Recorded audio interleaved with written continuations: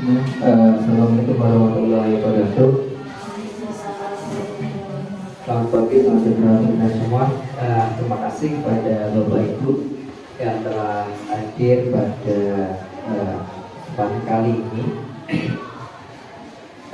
Nanti kita akan melaksanakan diseminasi tentang budaya positif di SMK Negeri 1 Wonogiri yang nanti akan disampaikan oleh Bu Safa dengan tema menyebarkan pemahaman dan pengalaman penerapan budaya positif. Sebelum kita mulai pada kesempatan kali ini, kita berdoa merupakan kemarin kita masing-masing. Semoga pada pertemuan hari ini kita dapat ilmu yang bermanfaat untuk kita khususnya dan untuk sekolah kita pada umumnya. Berdoa masing-masing, berdoa mulai.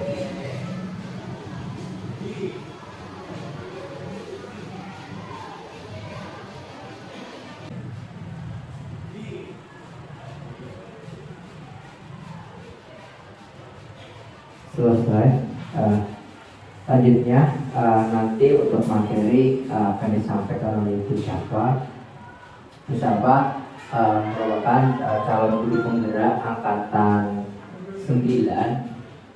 Nanti akan menyampaikan tadi tentang budaya positif yang sudah diterapkan di sekolah kita. Waktu dan tempat kami menentukan untuk Bu Syafa.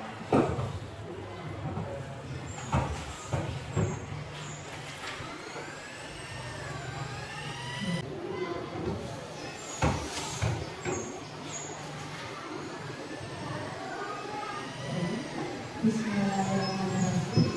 Assalamualaikum warahmatullahi wabarakatuh. Terima kasih Bapak Ibu semua yang telah berkenan hadir dalam kegiatan kami hari ini, yaitu tentang diseminasi menyebarkan pemahaman dan pengalaman penerapan budaya positif. Jadi untuk diseminasi ini menjadi salah satu tugas kami setelah apa yang kami dapatkan dari diklat calon guru penggerak angkatan 9. Selamat datang para guru hebat. Mari belajar bersama, berkolaborasi, saling mendukung demi mewujudkan disiplin positif di sekolah kita tercinta.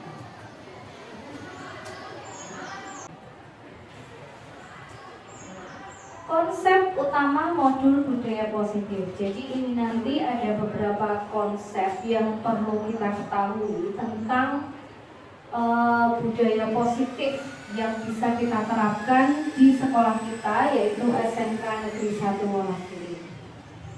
Konsep-konsep yang ada pada budaya positif diantaranya yang pertama, perubahan paradigma belajar. Yang kedua, disiplin positif. Yang ketiga, kebutuhan dasar manusia.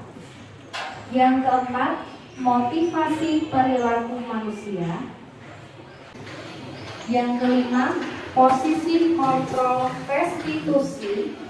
Dan yang terakhir adalah mengenai segitiga restitusi. Jadi inilah nanti yang akan kita diskusikan pada diseminasi hari ini. Untuk pengantarnya, Bapak Ibu, pembelajaran dengan paradigma baru. Pembelajaran dengan paradigma baru dirancang berdasarkan prinsip pembelajaran yang terdiferensiasi sehingga setiap siswa belajar sesuai dengan kebutuhan dari tahap perkembangannya untuk mewujudkan profil pelajar Pancasila. Saya yakin Bapak Ibu semua sudah sangat familiar ya dengan profil pelajar Pancasila.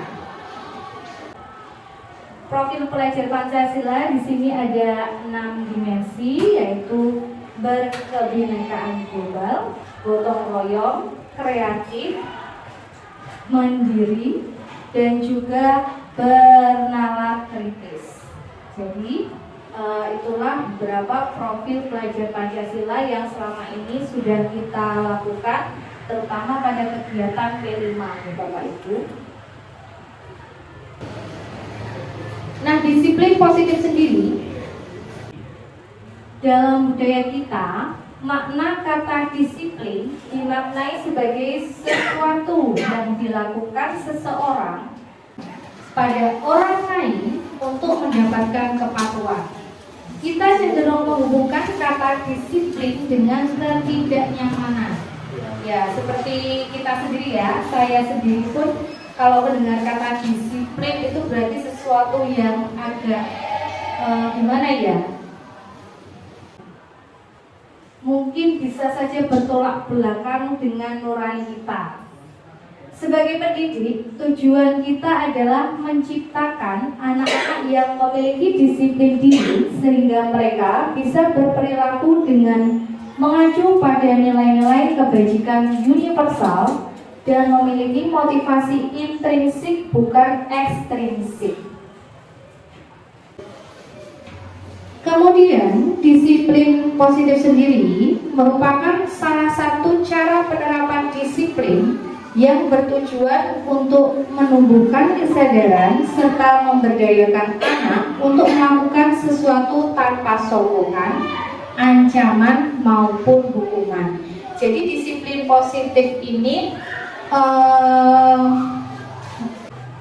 mungkin familiar kita merupakan suatu peraturan, namun peraturan itu nanti kita ubah kalimatnya sehingga tidak mengerikan bagi anak-anak.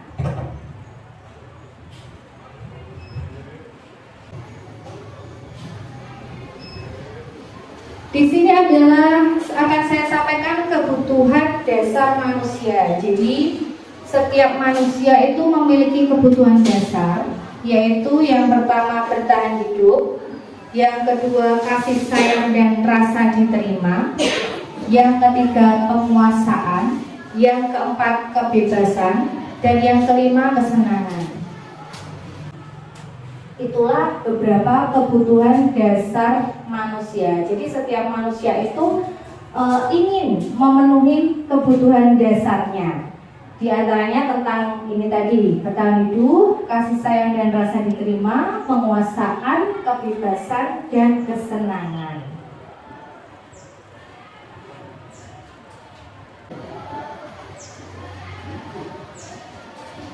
Motivasi perilaku manusia. Motivasi merupakan dorongan yang timbul pada diri seseorang secara sadar atau tidak sadar untuk melakukan suatu tindakan dengan tujuan tertentu. Nah, di sini untuk motivasi itu ada beberapa alasan dia melakukan hal tersebut. Di antaranya yang pertama, menghindari ketidaknyamanan dan hukuman. Nah, di sini ya Bapak Ibu, murid melakukan disiplin diri karena ia takut dihukum. Ini merupakan motivasi ekstrinsik. Jadi mungkin bagi beberapa anak, bagi beberapa murid, mengapa mereka mentaati peraturan di sekolah? Di antaranya karena mereka ingin menghindari hukuman, bukan karena kesadaran ingin menjadi pribadi yang lebih baik. Untuk motivasi yang kedua, mendapatkan imbalan atau penghargaan dari orang lain. Murid melakukan disiplin diri karena ia ingin mendapat imbalan. Ini merupakan motivasi ekstrinsik. Ini contohnya mungkin masih sering kita lakukan Bapak Ibu. Contohnya misalkan pada kegiatan belajar mengajar, Bapak Ibu memberikan soal, kemudian anak-anak tidak ada yang mau maju, kemudian Bapak Ibu mengiming-imingi imbalan. Monggo yang mau maju bisa mendapatkan nilai plus. Nah itu, Jadi anak mau maju ke depan mengerjakan itu semata-mata motivasinya karena ingin mendapatkan imbalan atau penghargaan dari orang lain. Begitu. Untuk motivasi yang ketiga, yaitu menghargai nilai-nilai kebajikan diri sendiri. Murid melakukan disiplin diri karena sadar akan nilai kebajikan dirinya. Ini merupakan motivasi intrinsik. Jadi murid sudah paham betul apa tanggung jawabnya, apa perannya sebagai murid di sekolah.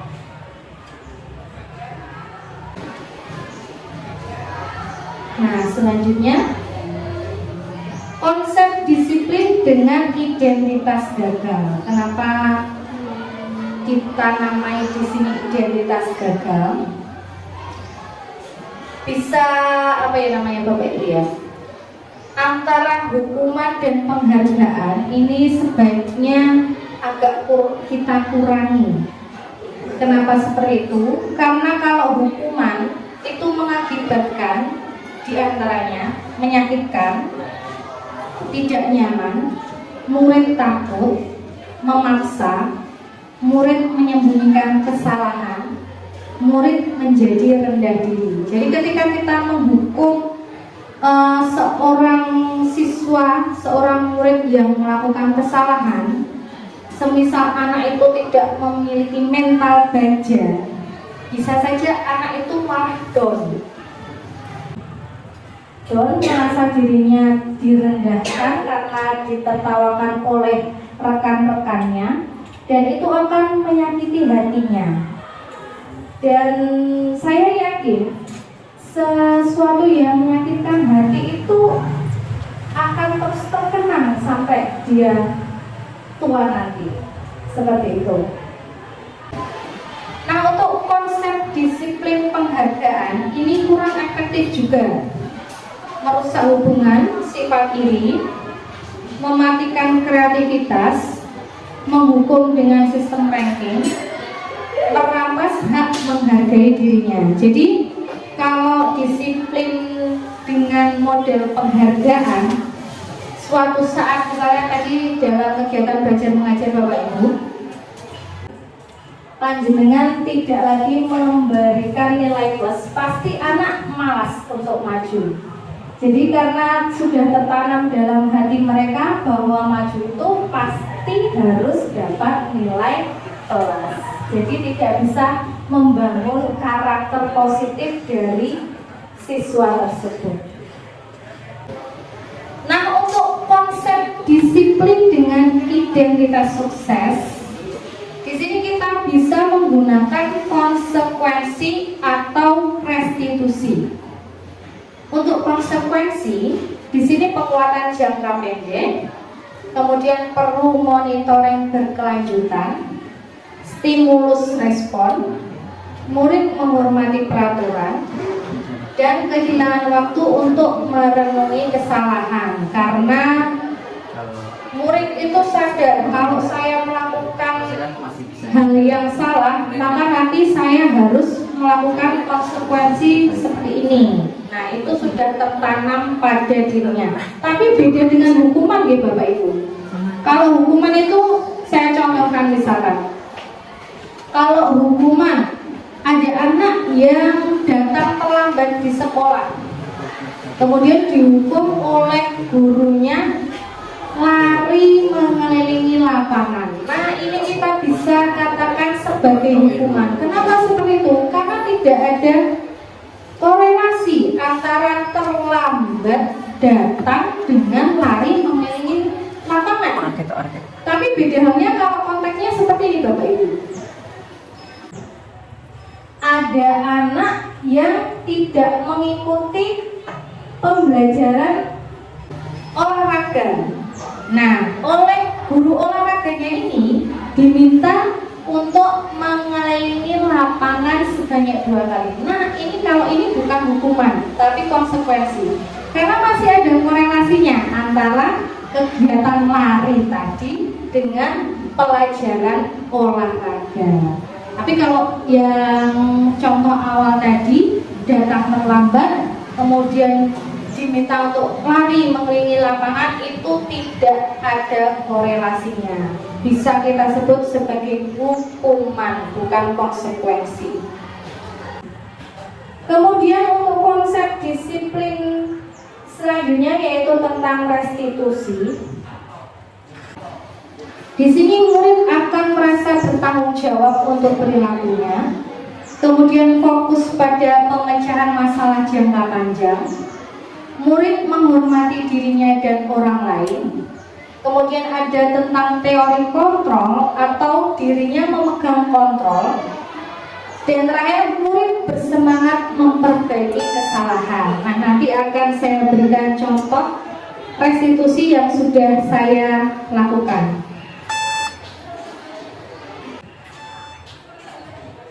Konsep disiplin pendekatan restitusi, sebuah cara menanamkan disiplin positif pada murid.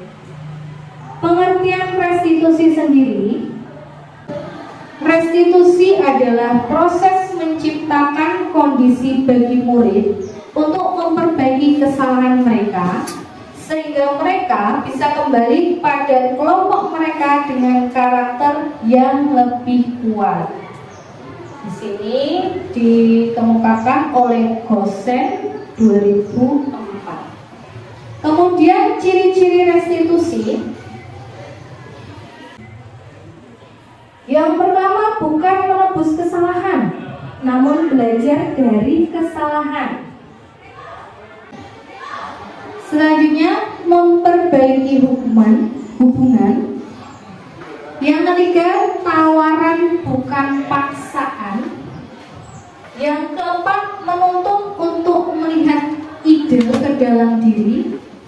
Yang kelima, mencari kebutuhan dasar yang mendasari tindakan. Yang keenam, fokus pada karakter bukan tindakan. Dan yang terakhir, menguatkan dan fokus pada solusi. Nah, ini ya Bapak Ibu, contoh kembali untuk perbedaan hukuman, konsekuensi, dan restitusi. Di sini konteks permasalahannya, jadi permasalahan yang diangkat adalah siswa sering tidak mengerjakan PR. Nah, dari permasalahan siswa sering tidak mengerjakan PR ini terdapat tiga perbedaan ini diantaranya dikatakan sebagai hukuman, dikatakan sebagai konsekuensi, dan dikatakan sebagai restitusi. Jadi dari kasus siswa sering tidak mengerjakan PR dikatakan diberikan hukuman. Contohnya, guru menghukum siswa tersebut hormat bendera selama 10 menit. Jadi seperti tadi yang terlambat dihukum lari mengelilingi lapangan. Tidak ada korelasinya. Jadi tidak mendidik, kurang mendidik. Dan hukuman yang kedua bentuknya guru marah dan murid menjadi takut. Apakah masih ada ini Bapak Ibu yang menggunakan cara ini? Ketika ada siswa yang tidak mengerjakan PR kemudian marah-marah, boten nggih? Nggih, alhamdulillah. Kemudian untuk kasus siswa sering tidak mengerjakan PR dikatakan diberi konsekuensi. Nah, kalau konsekuensi di sini guru memberi konsekuensi untuk mengerjakan PR-nya saat istirahat atau dikerjakan sebanyak 3 kali lipat. Nah, meskipun berat, tapi kan masih nyambung dengan permasalahannya karena tidak mengerjakan PR, kemudian diminta mengerjakan PR saat istirahat dan triple, jadi 3 kali mengerjakannya. Jadi pinter ini tadi siswanya, hafal. Kemudian bentuk konsekuensi yang kedua, guru tegas dan siswa menghormati peraturan. Sedangkan untuk yang restitusi Bapak Ibu, ini seperti langkah-langkah restitusi restitusi. Jadi guru menanyakan keyakinan kelas atau dirinya dan membantu siswa menyelesaikan masalahnya. Dan yang kedua, guru terbuka dan siswa menghormati dirinya dan orang lain. Kemudian kita akan membahas tentang contoh penerapan 5 posisi kontrol. Untuk kasus yang diangkat di sini, siswa tidak memakai atribut lengkap saat upacara bendera. Nah, jadi sebagai seorang guru, kita nanti bisa memiliki 5 posisi kontrol, Bapak Ibu. Yang pertama sebagai penghukum, yang kedua sebagai pembuat rasa bersalah, yang ketiga sebagai teman, yang keempat sebagai pemantau, dan yang kelima sebagai manajer. Bagaimana kalau seorang guru ini dikatakan memiliki posisi kontrol penghukum? Nah, contohnya seperti ini. Tadi kan siswanya tidak memakai atribut lengkap saat upacara bendera. Untuk posisi penghukum, ada kata-kata seperti ini: patuhi aturan sekolah, lalu berdiri di depan barisan. Nah, jadi siswa ini dihukum untuk berdiri di depan barisan. Kemudian guru bisa menjadi posisi kontrol pembuat rasa bersalah. Bisa diketahui dari kalimat ini, Bapak Ibu. Berapa kali Bu Guru harus memberitahu kamu, Bu Guru kecewa sama kamu. Nah, dari kata-kata itu kita membuat hati nurani murid itu merasa tersentuh. Oh iya, saya melakukan kesalahan. Padahal kemarin-kemarin sudah dinasehati oleh Bapak Ibu Guru. Kemudian untuk posisi kontrol yang ketiga, yaitu sebagai teman. Contoh percakapannya, ayolah yang tertib, buat Bu Guru bangga. Kali ini tidak apa-apa kamu salah. Nah, seperti itu. Jadi kita memposisikan sebagai teman sejawatnya. Kemudian untuk posisi kontrol keempat, yaitu sebagai pemantau. Contoh percakapannya seperti ini, Bapak Ibu. Kamu sudah melanggar. Apa peraturan dan konsekuensinya? Nah, jadi kita sebagai pemantau siswa ketika dia melakukan kesalahan. Dan untuk posisi kontrol yang kelima, yaitu sebagai manajer. Contoh percakapannya, apakah kamu tahu kesalahanmu? Kira-kira bagaimana kamu akan memperbaiki kesalahan ini? Nah, nanti kalau restitusi ini posisi kontrolnya kita sebagai manajer, Bapak Ibu. Jadi kita membimbing siswa itu untuk menemukan solusi dari permasalahan yang mereka miliki. Mungkin jenengan dulu pernah melakukan coaching ya, coaching kliniknya mirip-mirip seperti itu.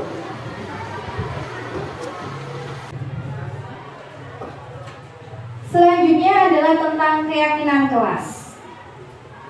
Mengapa keyakinan kelas? Mengapa tidak peraturan kelas saja? Nah, mengapa kita memiliki peraturan tentang penggunaan helm pada saat mengendarai kendaraan roda 2 atau motor? Kemudian mengapa kita memiliki peraturan tentang penggunaan masker dan mencuci tangan setiap saat? Dari pertanyaan ini mungkin di dalam benak kita, apa sih kok harus pakai helm? Mungkin banyak di antara kita yang berpikiran kalau tidak pakai helm pasti nanti ketilang polisi. Nah, itu. Padahal tidak seperti itu, Bapak Ibu. Seharusnya kita itu harus memiliki keyakinan seperti ini. Ambil sisi positifnya. Kita menggunakan helm untuk keselamatan. Jadi bukan karena takut ditilang polisi, tapi untuk menjaga keselamatan kita sendiri. Begitu pula untuk yang contoh kedua ini. Mengapa kita memiliki peraturan tentang penggunaan masker dan mencuci tangan setiap saat ini? Mungkin lebih ke waktu COVID-19 itu ya Bapak Ibu ya. Kadang ada orang-orang yang menyepelekan, pakai masker, nanti kalau nggak pakai masker malah kena sidak, kalau nggak pakai masker nanti nggak boleh keluar rumah, seperti itu. Tidak mencuci tangan, nanti tidak boleh masuk ke kelas. Padahal seharusnya yang kita tanamkan penggunaan masker dan mencuci tangan itu adalah untuk kesehatan kita sendiri. Jadi bukan karena takut, itu tadi takut tidak boleh, kalau siswa ya Bapak Ibu tidak boleh masuk ke kelas, kemudian tidak boleh keluar rumah dan sebagainya.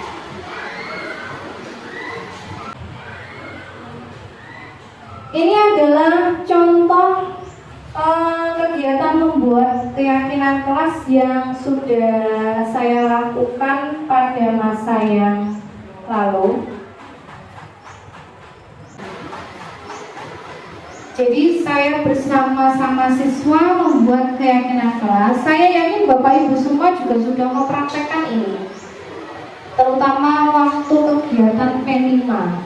Jadi kita berdiskusi terlebih dahulu tentang peraturan, kemudian merumuskannya menjadi keyakinan, kemudian kita buat keyakinan kelas tadi dibentuk dalam hardfile yang bisa dibaca oleh setiap orang.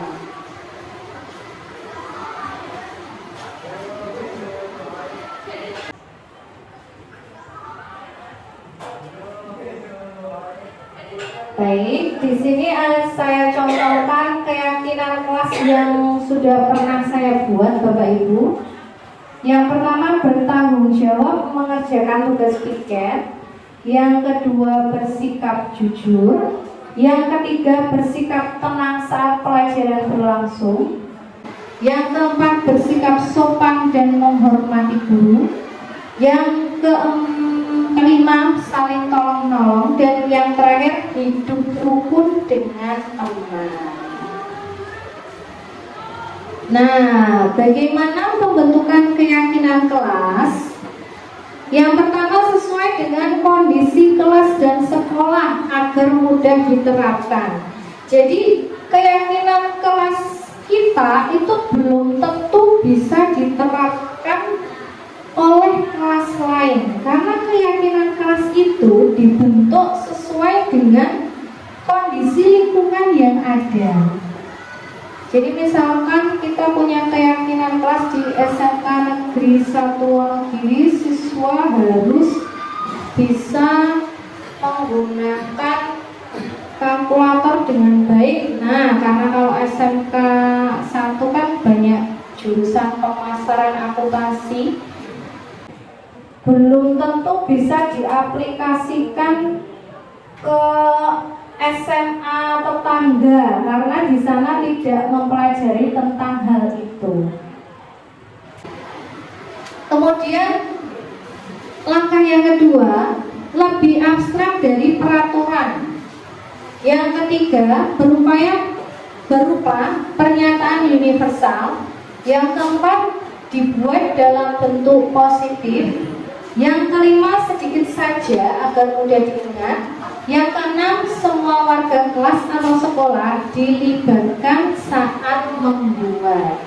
Jadi keyakinan kelas itu kita buat sesuai lingkungan yang ada di sekitar kita, dan kata-katanya atau kalimatnya itu berupa kalimat positif Bapak Ibu. Jadi jangan seperti ini. Tidak boleh datang terlambat. Nah, kalau tidak boleh datang terlambat itu bukan keyakinan kelas. Tapi kita ubah kalimatnya ke dalam kalimat positif. Jadi bukan tidak boleh terlambat, tapi bisa diubah menjadi datang tepat waktu. Contoh lain, dilarang membuang sampah sembarangan. Nah, ini kan kalimatnya masih negatif di Bapak Ibu. Kita ubah ke dalam positif, berarti bagaimana? Kalau dilarang membuang sampah sembarangan, jadi Buang pada tempatnya. oke, betul sekali Bapak Ibu. Jadi kita ubah kalimat-kalimatnya ke dalam kalimat positif, yaitu buanglah sampah pada tempatnya. Wah, Bapak Ibu ini sudah hebat semua, lebih hebat dari saya ini.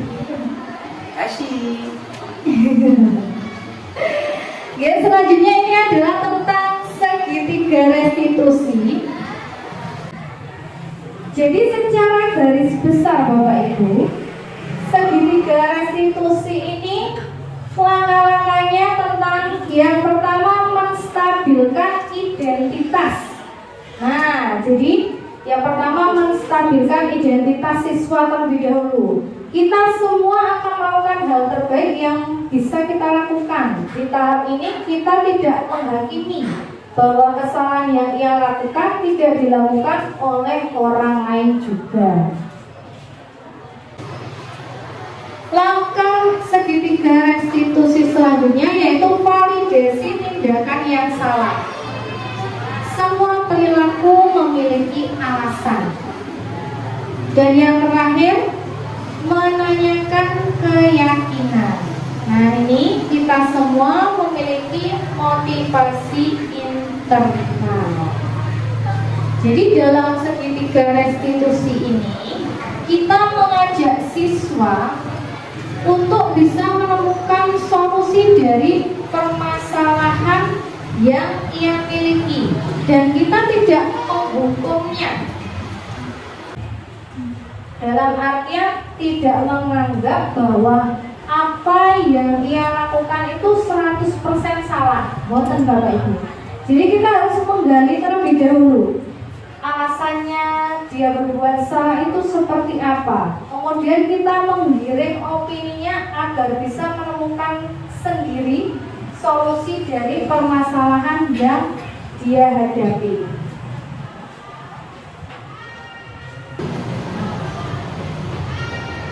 Selanjutnya di sini akan saya tampilkan contoh praktik segitiga restitusi yang sudah pernah saya lakukan di sini. Mohon maaf mungkin suaranya agak resep-resep ini nanti.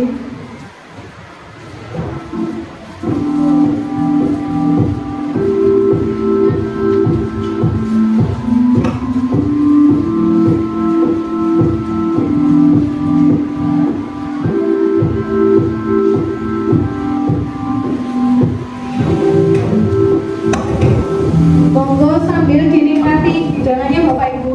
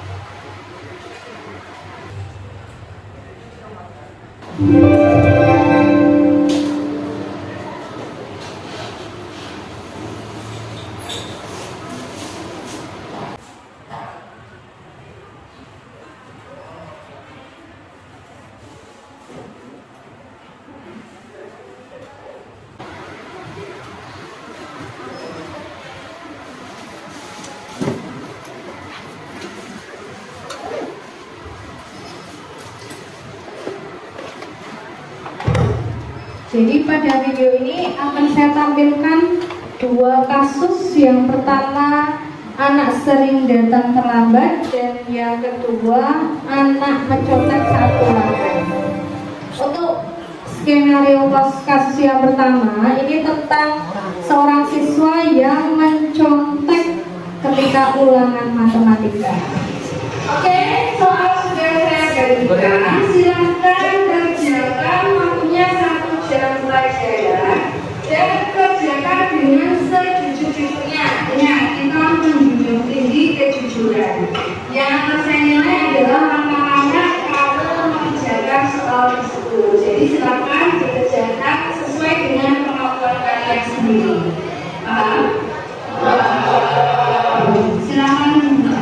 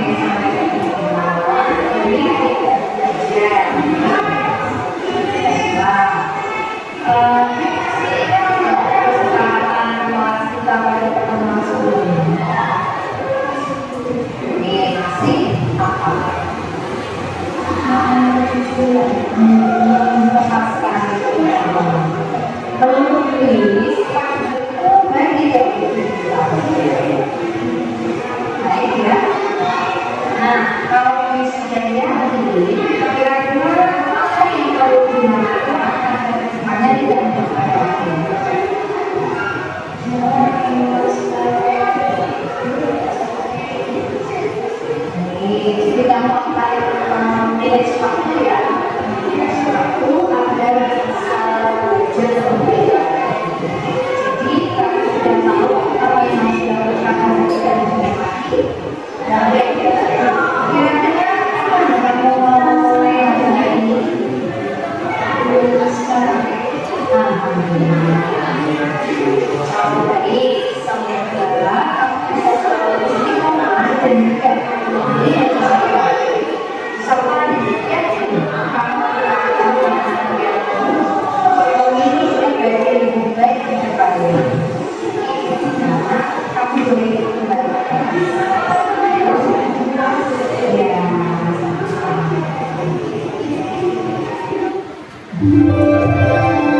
Nah, untuk kasus yang kedua, Bapak Ibu, ini tentang Kanya, seorang siswa yang sering datang terlambat ke sekolah. Ya, ini soal latihan yang saya berikan sudah sesuai dengan apa yang kemarin saya sampaikan. Silakan diskusikan dengan rekan kerja kami ya.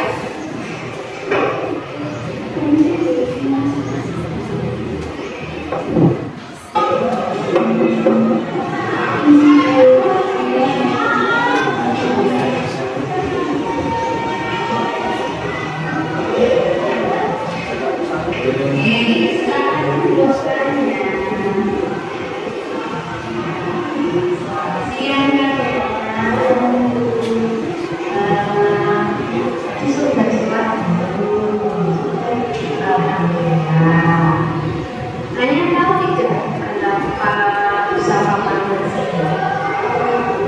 Tahu kenapa? Iya, ada terlambat ya, katanya ya. Dalam terlambat itu termasuk pelanggaran kedisiplinan. Kira-kira perbuatan limit atau tidak? Oh, jadi terlambat itu diperbolehkan jika alasannya tepat. Nah, di sini usaha ini mendengarkan alasan kami terlebih dahulu. Kenapa sampai terlambat? Coba diceritakan.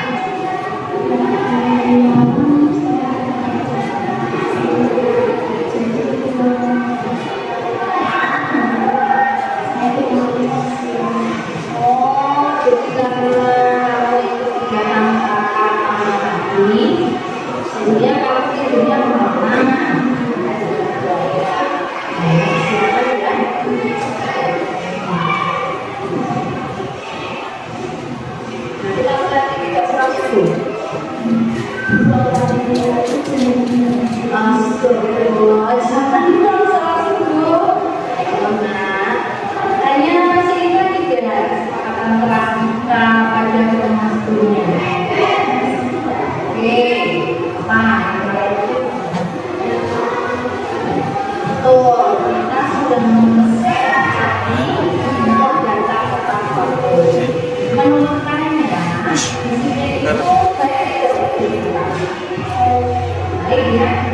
Kalau kalian sudah lihat ini karena apa yang dilakukan agar kedepannya tidak terlambat.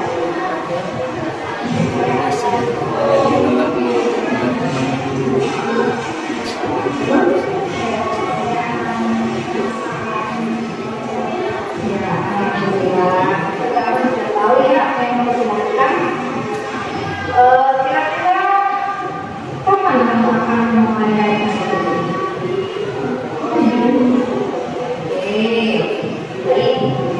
kalau hari ini semoga nanti kedepannya akan tetap kamu lakukan bisa tepat waktu tidurnya, semuanya tidak kesiangan dan manajemen waktunya bisa lebih baik lagi.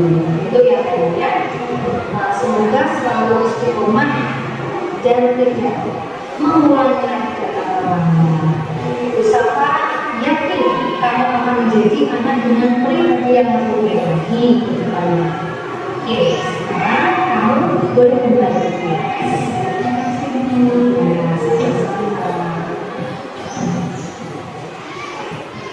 Assalamualaikum warahmatullahi wabarakatuh.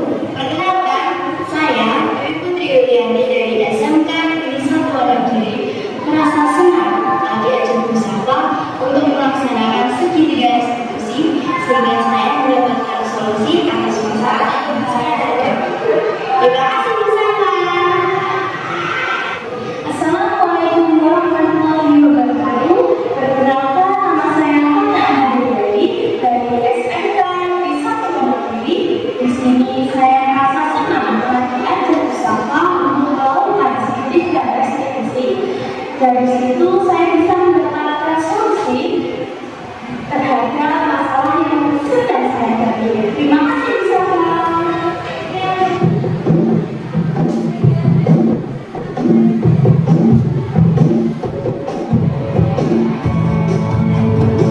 Jadi kesimpulannya penanganan kasus yang dilakukan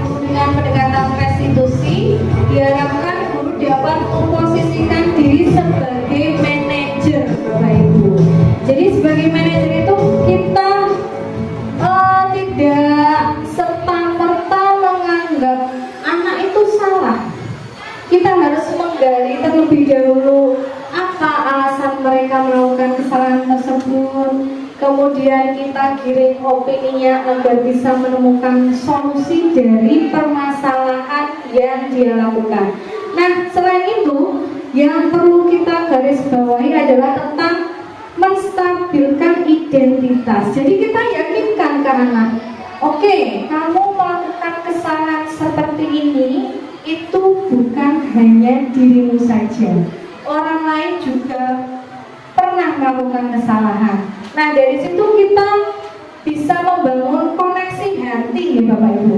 Jadi kita menyentuh hati murid terlebih dahulu agar mereka mau mendengarkan kita dan bisa kita giring opini untuk menyelesaikan masalah yang mereka miliki. Seperti itu.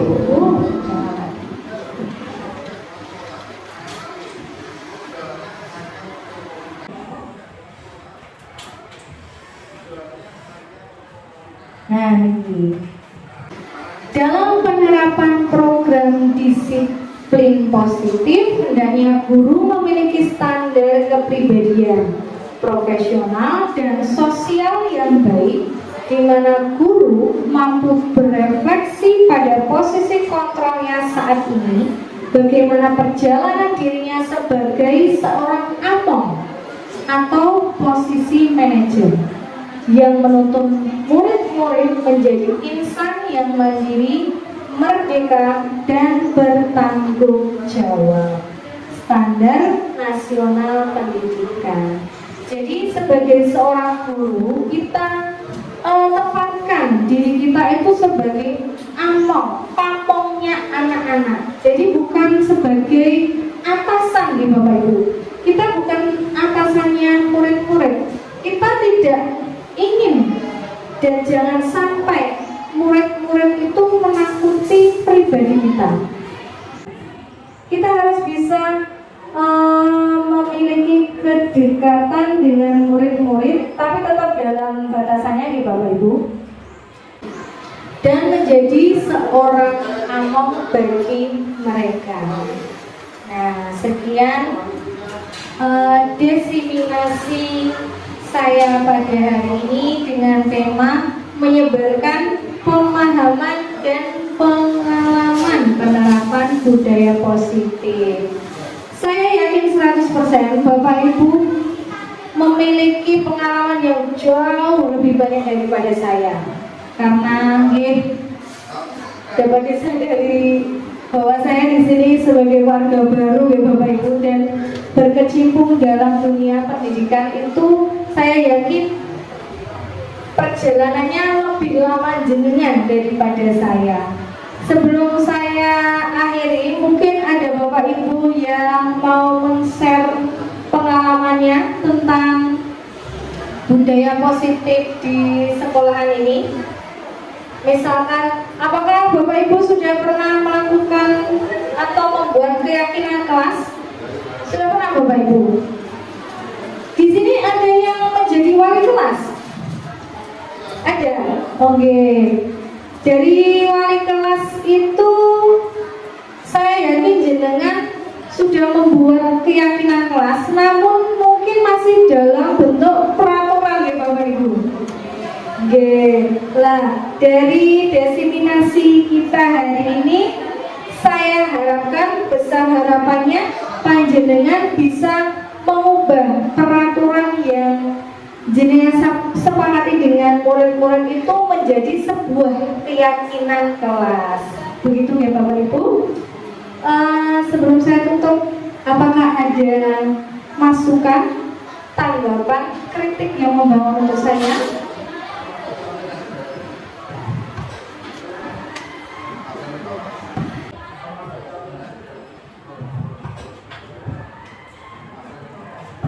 Wonten-wonten? Nggih, sampun nggih, alhamdulillah. Terima kasih Bapak Ibu semua. Waktu saya kembalikan ke Bapak moderator, Bapak Ari Setia. Terima kasih. Saya akhiri. Assalamualaikum warahmatullahi wabarakatuh.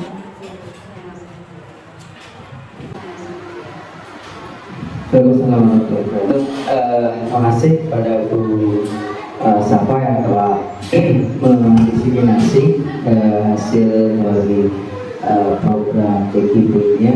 Semoga ini bermanfaat untuk saya pribadi dan kita sebagai warga sekolah di SMK Negeri 1 Wonogiri.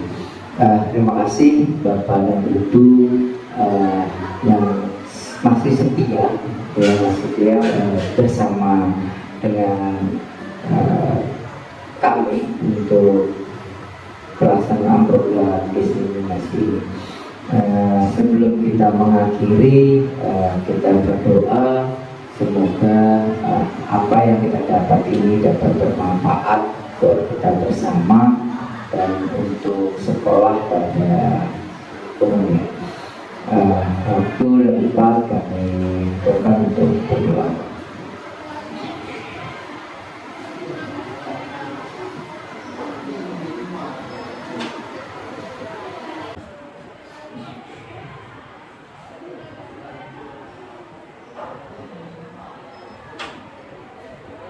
Selesai, terima kasih. Kata dari kami, wassalamualaikum warahmatullahi wabarakatuh. Plus untuk Bu Sapa. Terima kasih.